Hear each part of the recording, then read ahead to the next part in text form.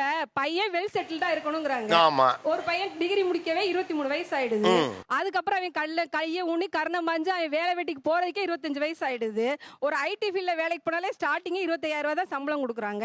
இதுங்க கேக்குறதெல்லாம் 50,000 1 லட்சம் சம்பளம் கேக்குதுங்க சார்.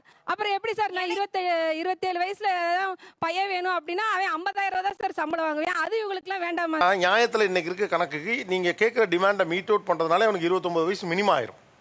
அப்புறம் 29 வயசு அந்த தகுதியும் வேணுங்கிறீங்க, வயசும் வேணுங்கிறீங்க, எப்படி பண்ண முடியும்? பார்த்துப்போம் சார், நாங்க மேனேஜ் பண்ணிப்போம். நாங்க சம்பளமா வயசா நீங்க எதை காம்ப்ரமைஸ் பண்ண ரெடி? எனக்கு ஏஜ் முக்கியம். அது இப்போ அந்த பொண்ணுக்கு அந்த வயசு ஒரு மிதா தெரியும் சார். பட் அவ ஒரு ஒரு லைஃபுக்குள்ள எங்களை மாதிரி என்ட்ராகி போகும்போது தான் அந்த 20+10 30க்குள்ள அவ எப்படி அந்த குடும்பத்தை அந்த நகரத்துல நடத்த போறா அப்படிங்கறதா சார் இருக்கு அந்த பாயிண்டேவும்.